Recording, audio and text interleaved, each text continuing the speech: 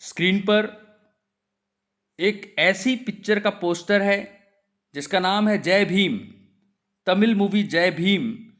आज हम डीएलएस से नाहन आपके बीच में क्यों लेके आए? क्योंकि हम मार्जिनलाइज सोसाइटी के साथ हो रहे अत्याचार को लगातार आप तक लेके आ रहे हैं विद सॉल्यूशन।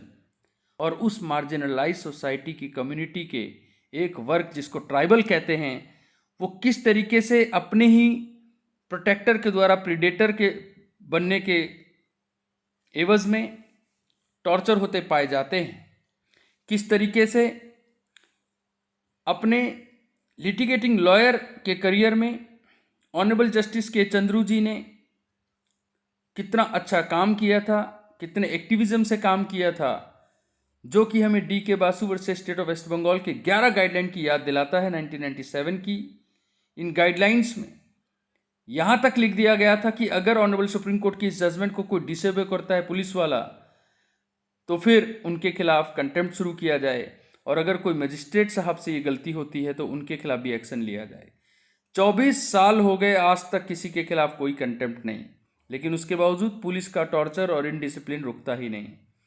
और ऑनरेबल कोर्ट्स ने यह माना है कि ये सब कॉलोनियल ओरिजिन के हैंगओवर के कारण है। आज अरिनेस की गाइडलाइन, डी के बासु की गाइडलाइन ये बताती है कि ना जजेस और ना पुलिस, ना कोई पब्लिक सर्वेंट कॉन्स्टिट्यूशनल मोरालिटी से ऊपर है। हमें अपने सब्जेक्टिव सोच को, अपनी फिलॉसफी को दूर रखकर एज ए पब्लिक सर्वेंट लोगों के कॉज के लिए, गरीबों के कॉज के लिए काम करना होगा।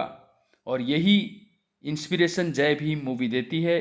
ट्राइबल कम्युनिटीज़ के साथ, चाहे मोहम्मद बच्चा का केस हो, या फिर तुकाराम स्टेट ऑफ महाराष्ट्र, या फिर ये तमिल मूवी जय भीम, हमें एक ही चीज़ देखने को मिलती है कि कानून बनाने से, SC/ST एक्ट 1989 ले आने से ज़्यादा हमें अपने PLVs के थ्रू, अपने पैरालीगल वॉलेंटियर्स या पैनल लॉयर्स के थ्रू सिविक सोसाइटी को अवेयर करना होगा, सेंसिटाइज करना होगा, आउटरीच करना होगा, उन तक पहुंचना होगा। डी के बासु की गाइडलाइन हो या 41A, B, C, D CRPC में बदलाव हो, या अरिनेस की गाइडलाइन हो, या फिर SC/ST एक्ट के ऊपर जो लगातार 3 जजमेंट आई, सुभाष काशीनाथ महाजन, या फिर आपका यूनियन ऑफ इंडिया और स्टेट ऑफ महाराष्ट्र, या फिर पृथ्वीराज चौहान। हम इन सारे जजमेंट्स पे लगातार वीडियो बना चुके हैं। बहुत ही बारीकी से हमने समझा है कि पूरे के पूरे गांव वालों के ऊपर कलेक्टिव फाइन लगाया जाता है। जो पुलिस वाले FIR दर्ज ना करें उनके खिलाफ अलग से FIR दर्ज की जाती है। कोई रेप विक्टिम है और प्राइवेट हॉस्पिटल मना करता है इलाज करने से, तो उनके खिलाफ भी FIR दर्ज होता है।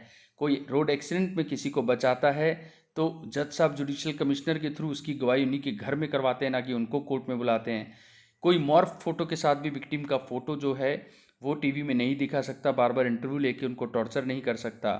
डिफेंस चाइल्ड विक्टिम का जब अगर कोई क्रॉस करना चाहे तो वो जज साहब को अपने को लीडिंग क्वेश्चन देगा। जज साहब सोफिस्टिकेटेड तरीके से चाइल्ड विक्टिम को चाइल्ड फ्रेंडली माहौल में क्वेश्चन पूछेंगे, यानी एडवोकेट का आधा काम करेंगे। साक्षी वर्सेस यूनियन ऑफ इंडिया की गाइडलाइन को JS वर्मा कमेटी जी ने, जस्टिस JS वर्मा कमेटी जी ने माना और पोक्सो में जगह दी।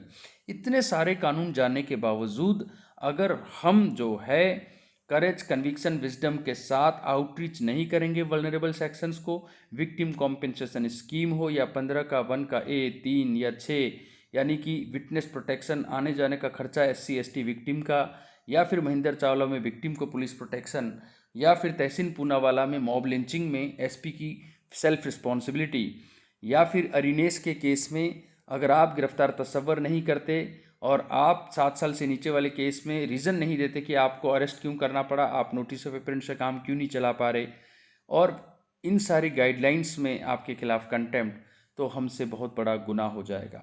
इस देश में कानून सबसे ऊपर है।